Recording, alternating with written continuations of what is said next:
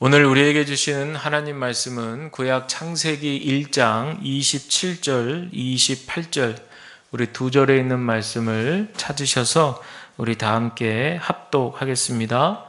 창세기 1장 27절과 28절 우리 다 함께 합독합니다. 시작. 하나님이 자기 형상 곧 하나님의 형상대로 사람을 창조하시되 남자와 여자를 창조하시고 하나님이 그들에게 복을 주시며 하나님이 그들에게 이르시되 생육하고 번성하여 땅에 충만하라. 땅을 정복하라. 바다의 물고기와 하늘의 새와 땅에 움직이는 모든 생물을 다스리라 하시니라. 아멘. 우리 주님의 크신 은혜가 이 시간 예배하는 우리 모두에게 함께 하시기를 주님의 이름으로 간절히 축복을 드립니다. 오늘은 우리 감리교회에서 지키는 환경 선교주일입니다. 우리는 지금 기후 위기의 시대 속에 살고 있다, 이렇게 말씀드릴 수 있습니다. 언젠가 제가 수년 전에 기후 변화 이런 말을 들었거든요. 그래서 여러분들도 이제 아시다시피 우리나라가 뚜렷한 사계절이었는데 기후 변화를 겪으면서 봄과 가을이 짧아지고 갑자기 여름을 맞이하고 겨울을 맞이하고 이제 이렇게 변화가 왔다. 이런 게 이제 불과 몇 년 전이었거든요. 수년 전 일인데 지금은 이제 기후 변화라는 말을 쓰지 않고 기후 위기다, 이제 그런 얘기를 씁니다. 그래서 생각지 못했던 폭염이나 또 폭설, 폭한 이런 것들, 또 여러 가지 태풍과 가뭄, 또 지진과 해일 이런 현상들이 전에 같으면 제가 어렸을 때 이렇게 기억해 보면 그저 1년에 한두 차례 이런 일이 이제 뉴스거리가 돼가지고 사람들이 보고 깜짝 놀라기도 했는데 지금은 뭐 한두 달이면 그냥 뉴스에 이렇게 소식으로 올라오는 그런 빈번한 뉴스거리가 됐습니다.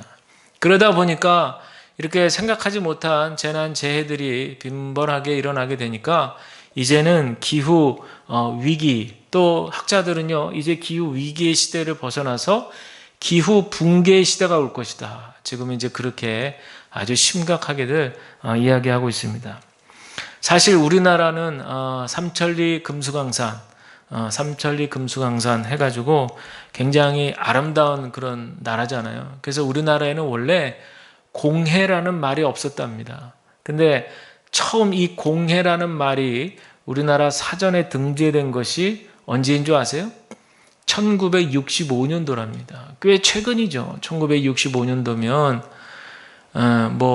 불과 50년이 좀 넘은 그런 시간인데 그 전까지는 우리나라가 삼천리 금수강산 그래가지고 저 어렸을 때도 기억나지만 어디 가도 이렇게 샘물이 있으면 물을 이렇게 손으로 떠가지고 마셔도 문제가 있어요, 없어요? 없었죠, 그때는. 근데 지금은 큰일 나죠. 예, 그러니까 예전엔 그런 이제 공해라는 말조차도 없었는데 산업화가 이제 되면서 이 공해 문제가 이제 대두가 되는 거예요. 그래서 1983년에 우리나라 최초로 한국 공해문제연구소가 설립이 되었답니다. 이 단체가 설립된 직접적인 원인이 인근 나라인 일본이라든지 또 유럽 국가 중에 영국이라든지 이런 데서 자꾸 발표가 나는 내용을 보니까 기형아가 출산이 되는 거예요. 기형아가. 공해 문제 때문에. 그리고 일본 같은 경우에는 아시는 대로 이따이 병 해가지고 이 공해 때문에 사람들이 근육이 약해지는 거예요. 뼈가 막 쉽게 부러지고 이런 일들이 다 공해로 인해서 오염으로 인해서 이제 벌어지게 되는 일들이 이제 주변에서 막 국제 뉴스를 타고 이제 소식이 우리나라에 전해지니까 안 되겠다. 우리나라도 안전할 수 없다 해서 그런 경각심을 가지고 만든 단체가 바로 한국공해문제연구소인데 중요한 건 이 단체를 만든 이들이 바로 기독교인들이에요. 기독교인들. 우리 그리스도인들이 이 문제에 깊은 각성을 가지고 깨달음을 가지고 인식하고 이 단체를 만들었어요. 그래서 이제 이름을 그 다음에 바꾸게 되는데 그 이름이 바로 기독교 환경운동연대입니다. 이게 지금까지도 이어져 오고 있는 이름이거든요. 물론 지금 이제 그 활동이 참 미비하기도 하지만 어쨌든 중요한 것은 이 환경 문제에 처음으로 우리나라에서 그래도 최초로 눈이 뜨여지고 그것에 대해서 말하기 시작한 단체, 바로 그 단체의 주역들이 바로 기독교인들이라는 거예요. 왜 그렇겠어요? 바로 성경에 하나님께서 이 아름답게 창조하신 이 창조 세계에 대한 말씀, 그리고 거기에 인간의 바벨탑 욕망을 통해서 파괴되고 정복되어지는 그런 성경에 있는 이야기들을 통해서라도 우리가 분명히 기독교인들은 알고 있기 때문에 그래요.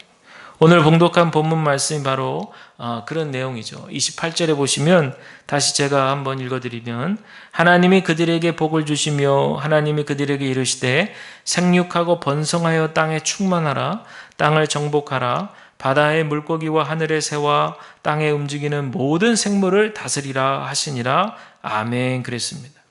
여기서 정복하다는 말의 1차적인 의미는 발로 밟다는 그런 뜻이에요.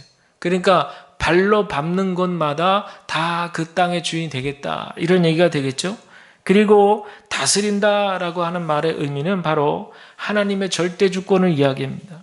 하나님께서 온 피조세계, 하나님께서 만드신 이 모든 창조의 세계를 본질적으로 다스리는 그 권한이 하나님께 있다는 거예요. 이게 절대 주권인 거죠. 그런데 중요한 것은 그 주권을 가지고 계시는 분이 인간에게 위임을 했다는 거예요. 위임. 근데 여러분 여기서 중요한 단어는 위임이라는 단어예요.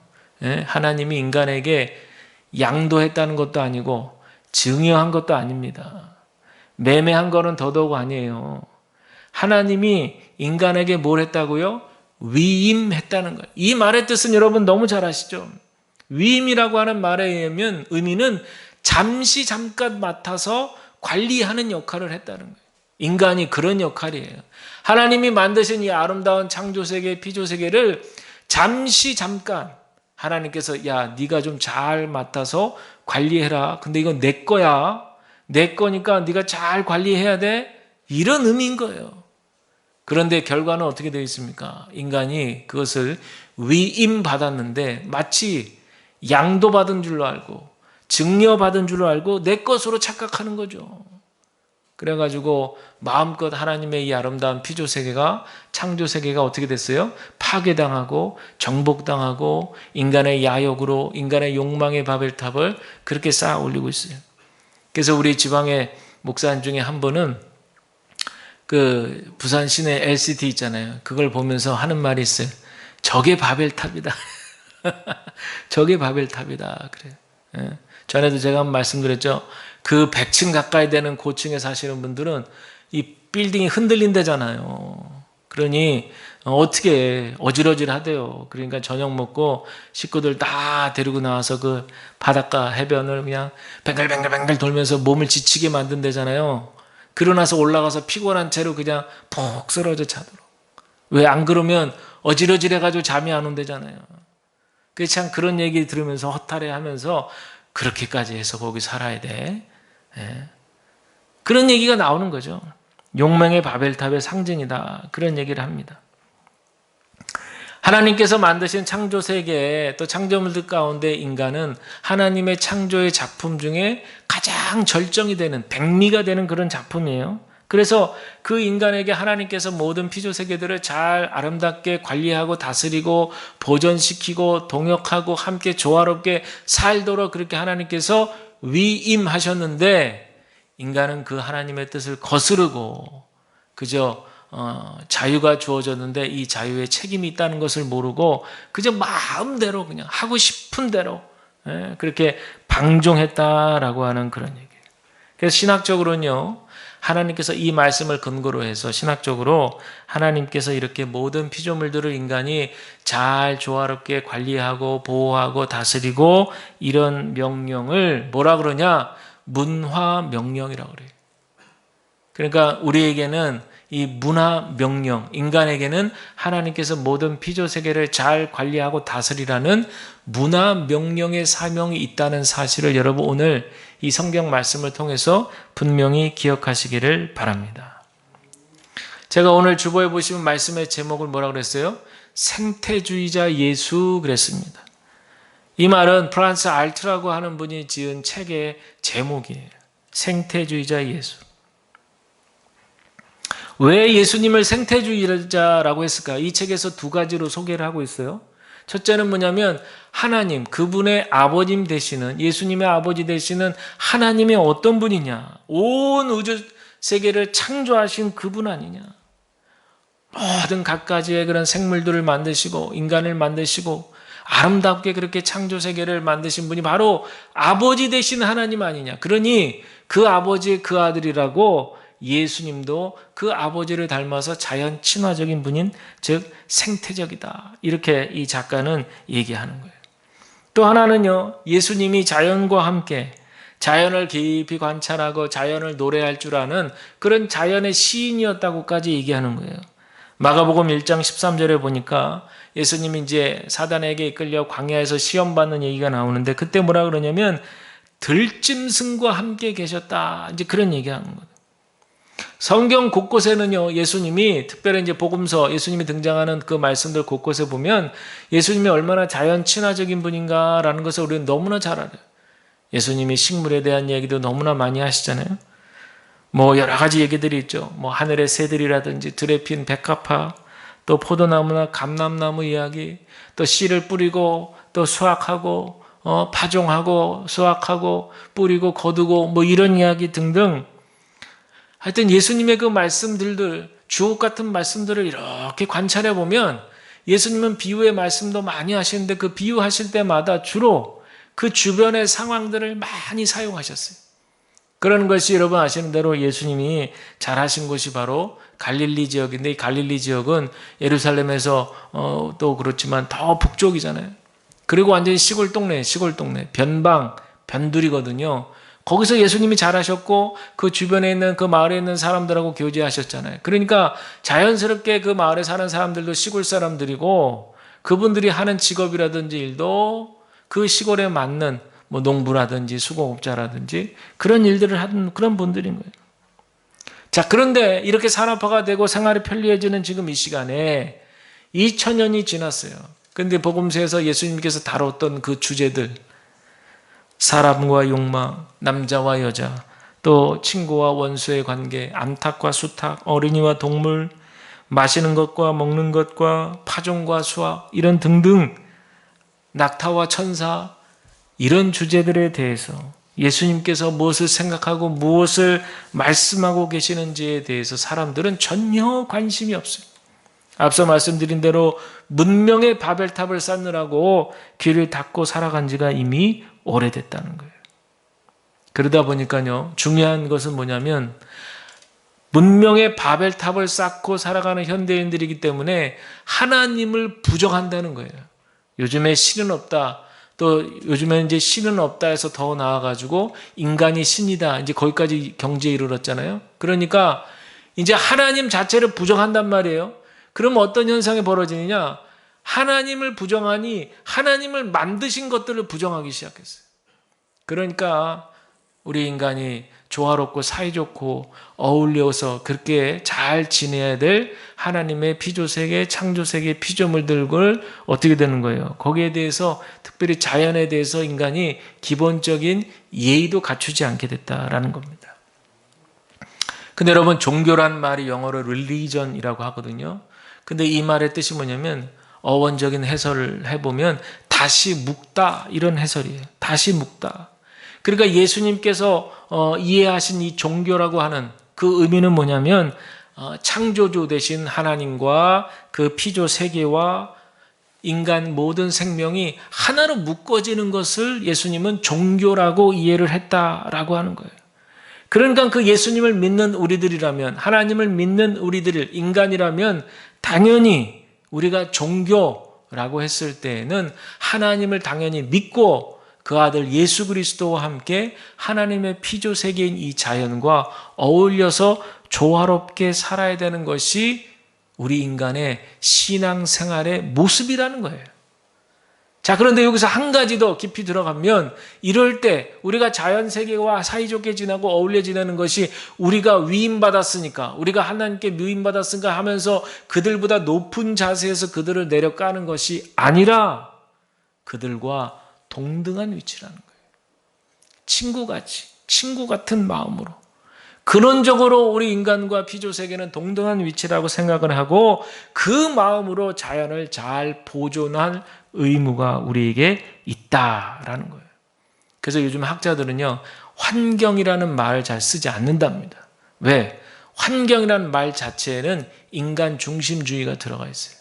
그래서 요즘에는 환경이라는 말 대신에는 생태계라는 말을 쓰는 거예요. 생태계 회복, 생태계 복원, 이런 말이 들어가요. 이 말 속에는 모든 생물과 무생물과 다 모든 것들이 하나로 살아서 연결이 되어 있다라고 하는 그런 의미가 담겨져 있다는 거예요.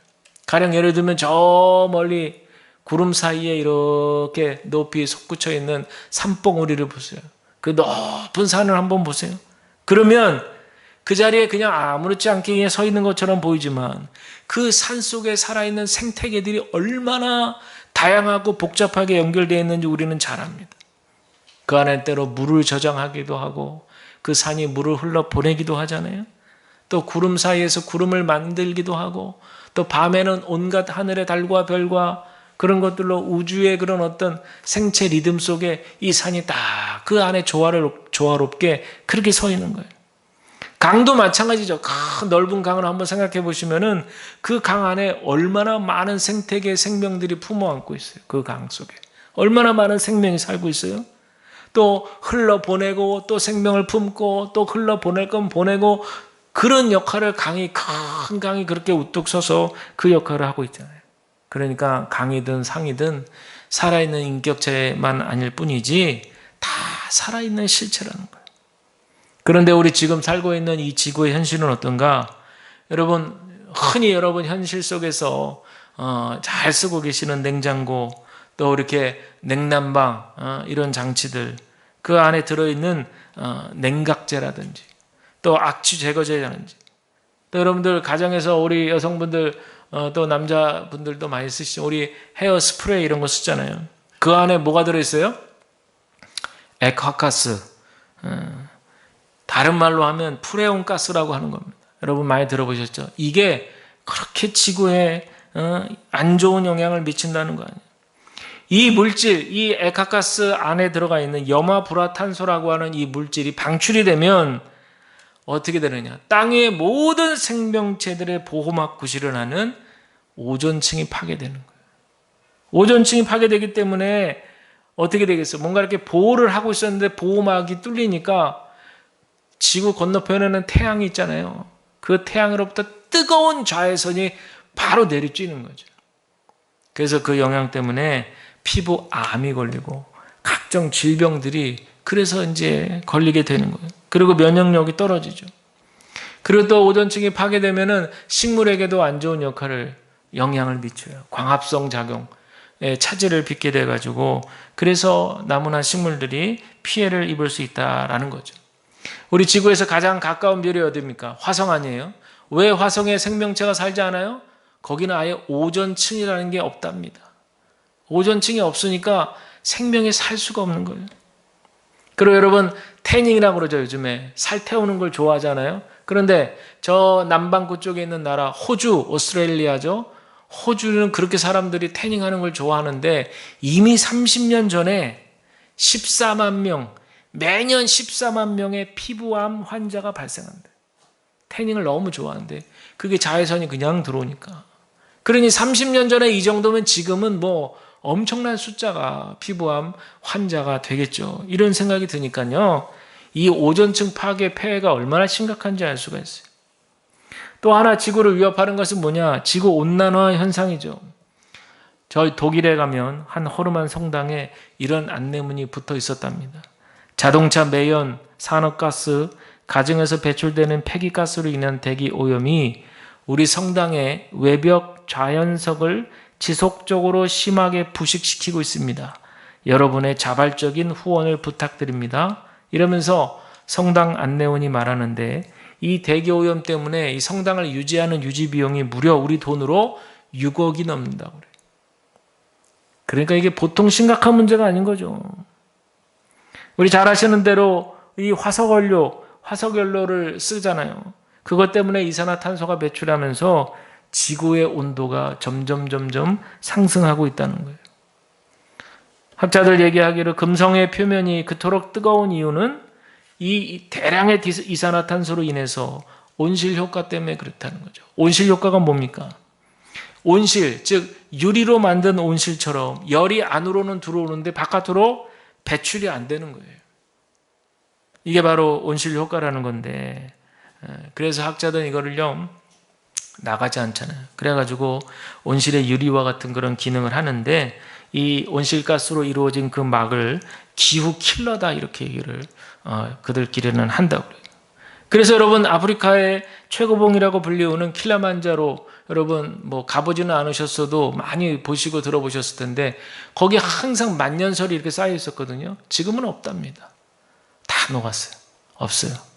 그리고 양극에 있는 빙하들 이미 녹아내린 것은 여러분들 잘 알고 있는 바죠. 마치 요한계시록에 나오는 이제 무저갱이 열리는 그런 두려운 시간들이 오는 것 같아요. 그래서 이미 오래전부터 학자들은 큰일 났다, 큰일 났어, 이거 당장 대책을 세우지 않으면 안 된다고 그렇게 경고를 했건만, 사람들은 귀로는 듣지만 정작 자기네들의 삶의 방식을 바꾸려고 하지 않는다는 거예요. 알겠다고 얘기는 하고, 무슨 말인지 알겠다고 이해는 한다고 얘기는 해도 그것뿐이라는 거예요. 그리고 삶의 방식을 바꾸질 않아요. 이런 차원에서 볼 때 우리 코로나19는 우리 문명에 대한 일종의 적신호다라는 것을 우리가 잘 알고 있습니다. 마치 자동차 운전을 하는데 가속 페달을 계속 밟고 달리는 거랑 다름이 없어요. 근데 이제는 좀 그 가속 페달에서 발을 떼고 그리고 잠시 자동차를 정비하라, 그런 얘기죠. 인간의 그 끝없는 욕망을 이제는 좀 잠시 돌아봐라. 마치 사람들은 끝없이 욕망을 채우는 것이 행복한 길이라고 그렇게 생각하지만, 여러분 살아보셔서 아시잖아요. 행복을 쫓으면 행복이 어떻게 돼요? 멀어져 가는 거예요. 행복을 추구하려고 행복을 쫓으면 멀어져 가고, 돈을 얻기 위해서 돈을 추구하면 돈이 어디 달려옵니까? 또 달아나고. 이게 참 불가사의한 그런 일이잖아요. 오히려 그런 행복들은 오히려 덤으로 얻는 거 아니겠어요? 오히려 그것들은 다 은혜로 얻는 것 아니겠어요? 우리가 생각하지 못한 그런 상황 속에서 우리에게 주는 하나님의 복이 있지 않겠어요?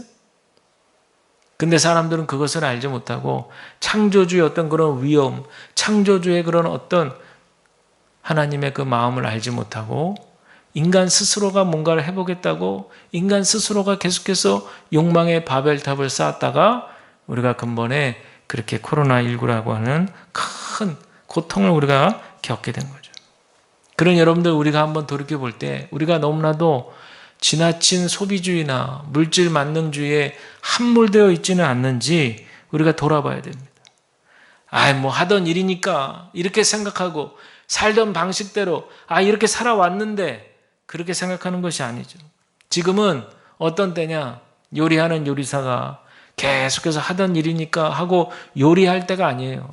지금은 어떤 때냐, 무딘 칼날을 갈 때라는 거예요.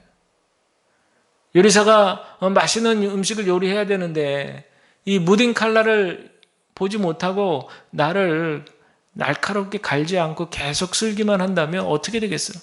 힘들죠. 손목에 무리가 가게 돼 있어요. 그러면 결국에는 손목 터널 증후군이라고 하는 낯선 질병에 걸리게 되는 거예요. 이게 다 괜찮겠거니 하다가 일어난 사고들이라는 거죠. 그래서 성경에서 말하는 성령의 9가지 열매 중에 우리가 절제의 열매를 맺어야 할 줄로 믿습니다.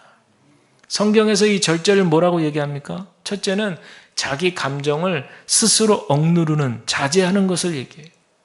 고린도 7장에 보면 사도 바울이 고린도 교회 성도들에게 결혼에 관한 가르침을 주는 대목에서 부부가 기도할 목적이 있다면 서로 분방하는 것은 허락하나 너무 오래는 하지 말라고 얘기하죠.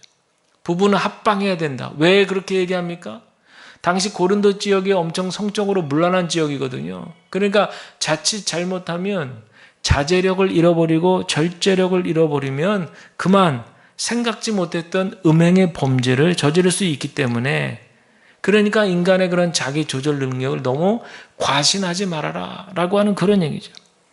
그러니까 사람은 때로 돌아서고 멈춰서서 생각해 볼 필요가 있다는 거예요. 그렇게 되면 두 번째로 이 절제의 의미라고 하는 것이 자기의 몸을 쳐서 근신하고 자기 몸을 쳐서 복종시키는 것을 얘기하거든요. 바울이 고린도전서 9장 27절에서 신앙을 경주자의 비유로 이렇게 얘기하잖아요. 최선을 다해서 목표를 향해서 달려가는. 근데 여러분 아시겠지만 운동선수들이 좋은 성적 거두기 위해서 먹고 싶은 거 다 먹고, 그래서 체중 마음껏 늘려놓고, 자고 싶은 잠 다 자고, 운동해야 되는 그 시간이, 절대 시간이 있는데 그거 다 자네나고 못하고, 이래가지고 무슨 좋은 결과를 내요. 그러니까 운동선수들이 얼마나 절제를 합니까? 체중 그 1kg, 아니 1kg가 아니라 몇 g이라도, 몇백 g이라도 줄이려고 아주 그냥 고통스럽게 그렇게 자기 몸을 쳐서 복종을 시키는 아주 그런 처절한 고통 가운데 운동선수들이 하는 것처럼 바울이 그것을 비유로 든 거예요. 우리도 마찬가지라. 우리의 신앙도 그냥 기복, 그 문화에만 젖어 있는 것이 아니라 정말 이렇게 경주자의 마음으로 좋은 결과를 얻기 위해서 푯대를 향해서 달려가는 것이 그냥 되어지는 것이 아니라 정말 하루하루 내 신앙 안에서 내 자신을 쳐서 복종시키고 절제할 수 있는 그런 삶을 살아가도록 하는 것이 바로 신앙에 큰 의미가 있다라는 겁니다. 세 번째로 절제는 무엇보다도 자기 마음을 잘 다스리는 거라고 그랬어요. 잠언서 16장 32절 노하기를 더디하는 자는 용사보다 낫고 자기 마음을 다스리는 자는 성을 빼앗는 자보다 낫다 그랬습니다. 우리 연세 드신 권사님도 계시지만 나이가 들어갈수록 우리 권사님들 느끼시죠? 모든 것에는 뭐가 있다? 때가 있다는 거랍니다. 이 잠언을 기록한 솔로몬이 권면하는 것이 바로 하나님의 때, 하나님께서 일하실 때까지 기다릴 수 있는 마음이 필요하다는 것을 점점 나이가 들면서 깨닫게 되는 거예요. 근데 젊으면 젊을수록 어떻게 대응합니까? 그 때를 인간이 만들려고 하죠. 그 기회를 내가 만들고 싶은 거예요. 근데 어디 그렇다고 기회가 오나요? 때가 오나요? 그렇지 않습니다. 사람들은 조급해합니다. 기다리지를 못해요. 내가 그 기회를 거머쥐고 싶어합니다. 만들고 싶어합니다. 당장 내 앞에 뭔가 좋은 일들이 펼쳐진 것을 내 스스로가 만들려고 해요. 그게 마치 신앙의 축복인 줄 착각합니다. 그래서 마지막으로 이 절제라고 하는 것은 믿음의 분량대로 지혜롭게 생각하는 거예요. 로마서 12장 3절 내게 주신 은혜로 말미암아 너희 각 사람에게 말하노니 마땅히 생각할 그 이상의 생각을 품지 말고 오직 하나님께서 각 사람에게 나누어 주신 믿음의 분량대로 지혜롭게 생각하라. 이 말씀은요, 근원적으로 우리 자신이 구원받아야 될 구원받은 죄인임을 인정하라는 거예요. 바울도 늘 고백하는 것이 자신을 죄인 중에 괴수라 그러잖아요. 유대인으로서는 그렇게 잘났고 유대인으로서는 그렇게 부족함이 없는 그런 인물임에도 불구하고 예수님을 만난 다음에 그가 고백하는 것은 나는 죄인 중에 또 죄인 중에 죄인 중에 괴수라는 거예요. 어떻게 그렇게 잘난 사람 입에서 그런 얘기가 나올까? 거짓말 아니야? 헛소리 아니야? 뭐 그렇게 생각할 수 있지만 신앙의 깊은 세계로 들어오고 발을 그 안으로 들어오신 분들은 이 말씀의 의미가 마음에 들어오는 거죠. 자기 자신의 분수를 헤아릴 줄 아는 사람이 지혜로운 사람이고 절제하는 사람이라는 거예요. 그러니까 이 생태계 보존에도 관련해서 이 맥락에서 생각을 해보면 마음껏 누리고 마음껏 향유하고 마음껏 뭐 내 건데 내 땅인데 내 마음대로 그것이 아니라 정말 더 넓은 견지에서 볼 때 하나님이 만드신 이 피조세계 아름다운 이 창조세계를 어떻게 하면 좀 같이 보존시키고 함께 손을 맞잡고 노력하며 나가고 이런 것들이 우리 마음속에 들어오려면 절제하는 마음이 필요하다. 사랑하는 여러분, 오늘 말씀을 통해서 여러분들 오늘 1년에 한 번 환경 선교주일로 벌써 39회째 그렇게 우리 교단에서 지키고 있는데 오늘 이렇게 특별히 제가 저도 이제 목회하면서 이렇게 환경 선교주의를 제대로 이렇게 지키는 건 오늘 처음이에요. 근데 오늘 이렇게 하는 이유를 이제 이따가도 말씀을 드릴 텐데, 여러분들 나눠드린 그 탄소 중립 선언문, 이걸 한번 보시면 좋을 것 같아요. 우리가 이제 이 내용들을 살피면서 더욱더 우리의 마음을 새길 수 있습니다. 자, 한번 앞뒷장이신데 여러분들은 한번 잘 보셔요. 기독교 대한감리회 삼남연회 부산동지방회 주향교회 탄소 중립 선언문이에요. 제가 앞에 조금 읽을게요. 유엔 산하 국제기구인 IPCC, 즉 기후 변화에 관한 정부 간 협의체는 지금 당장 온실가스를 줄이지 않으면 기후 변화로 지구 생태계가 파국을 맞을 수 있다 경고했습니다. 이미 대규모로 발생하는 산불, 폭염, 가뭄, 홍수 등 기후 재난 경고가 현실이 되고 있습니다. 이제 인류가 임계온도 1.5도를 유지하려면 2030년까지 전 세계 온실가스 배출량을 현재보다 50% 줄여야 한다는 거예요. 기후위기와 생태계 파괴에 대한 한국교회 대응이 절실한 상황에서 한국감리교회는 기후위기에 대한 강력한 대응과 대안을 모색하고자 합니다. 기후위기는 창조신앙과 창조세계 보존의 사명과 함께 생태계 전반에 대한 이해와 신학적 해석을 요구하고 있습니다. 기독교에 대한 감리회 삼남연회 부산동 지방의 주양교회는 우리 교단의 사회신경이 있어요. 사회신경 제1계명, 우리 한번 그거 같이 읽을까요? 시작. 하나님의 명하심을 따라 우주 만물을 책임있게 보존하고 생태계의 위기를 극복해야 하는 사명에 따라 감리교회 전체의 목소리를 모아 절박한 심정으로 기후 비상행동을 선포하며 다 같이 다음과 같이 선언합니다. 자, 제가 굵은 글씨를 읽으면 그 밑에 내용을 여러분들이 읽으시는 거예요. 고백, 우리의 신앙을 고백합니다.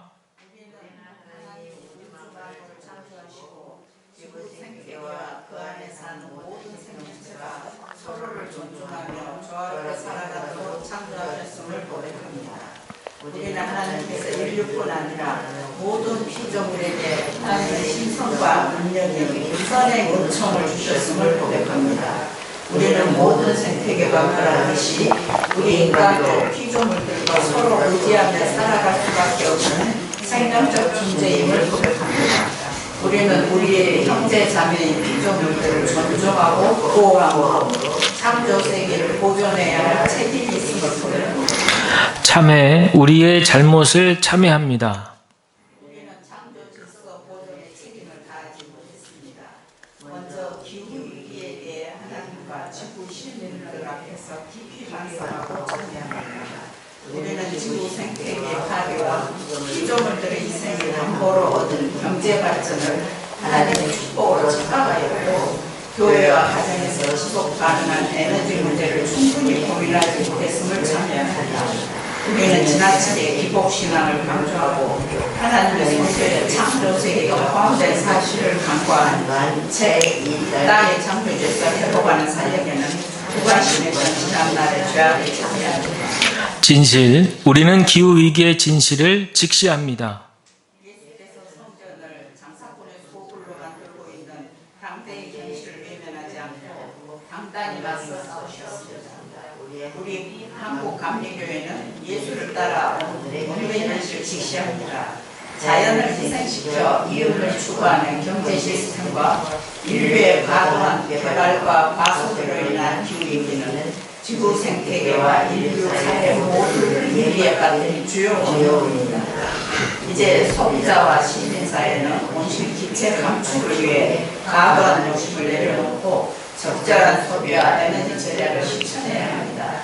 정부의 에너지 정책과 산업 정책, 기업의 상품 생산과 판매 방식이 획기적으로 전환되어야 합니다. 우리는 경제적 어려움을 이유로 기후위기 준비를 미루자는 목소리를 단호하게 권고합니다. 나아가 한국감리교회는 건강한 지구 생태계와 인류사회 보존을 위해 온실가스 감축이 실현될 수 있도록 함께 노력하겠습니다. 자, 뒷장 보시고, 자, 요구입니다. 우리는 절박한 심정으로 요구합니다. 우리 다 같이 우리는 공교회의 감리교인이자 한국 시민사회 일원으로 기후위기 극복에 가장 큰 역할을 할 수 있는 정부, 국회, 기업인들에게 다음과 같이 요구합니다. 첫째, 정부와 국회는 2050년 탄소 중립 선언 실행을 위한 구체적인 목표와 계획을 조속한 시일 내에 수립하고 온실가스 감축에 필요한 법적, 제도적 기반을 조속하게 마련할 것을 촉구합니다. 둘째, 정부는 생명을 파괴하는 경제가 아닌 생명을 살리는 새로운 경제체제를 심도 있게 논의하여 제시하기 바랍니다. 석탄 발전소 중지, 내연기관차 금지 등의 조치와 함께 지속 가능한 에너지 체제로서의 전환을 신속히 결정하기를 촉구합니다. 셋째, 기업은 기후위기 대응책 마련이 기업의 생존의 필수 조건이라는 점을 자각하고 온실가스를 감축하는 생산 유통 시스템을 만드는 일에 앞장서 줄 것을 촉구합니다. 자, 우리 이제 마지막 결단입니다. 우리는 기후위기 극복을 위해 결단합니다. 우리 다 같이 시작. 우리 기독교 대한감리회 3남년의 부산 동지방의 주양교회는 기후위기 극복을 위한 비상행동을 실천하기 위해 다음과 같이 약속합니다. 첫째, 기후위기 인식 개선과 적극적인 참여를 위해 그 연회는 빼고 두 번째 줄에 교회 내 가칭 창조질서회복위원회를 구성하겠습니다. 둘째, 생태목회와 환경선교를 교육하겠습니다. 올해는 교회 생활과 일상생활, 사회 조직 속에서 탄소절감 운동을 실천하겠습니다. 아울러 과소비와 환경 파괴적 소비를 지양하고 친환경적 소비 문화와 나눔의 문화를 실천, 확산시키는 일에 동참하겠습니다.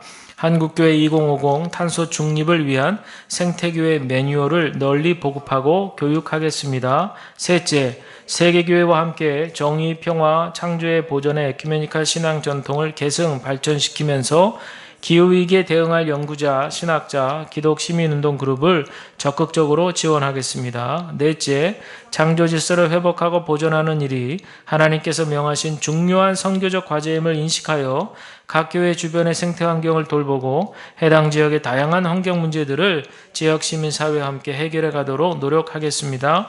다섯째, 에너지를 줄여나가겠습니다. 단기적으로는 교회 관리 차원에서 에너지 절약 방안을 간구하고 실천하겠습니다. 장기적으로는 각 교회 건물을 지속 가능 에너지 태양광 발전 체제로 전환하는 사업을 한국 감리교회 전체로 확대하겠습니다. 이를 위해 주양교회가 앞장서서 모범을 보이겠습니다. 2022년 6월 12일 제39회 환경선교주일에 기독교 대한감리회 3남년의 부산동지방의 주양교회. 아멘. 뭔가 좀 이렇게 하고 나니까 마음이 차오르는 게 있죠.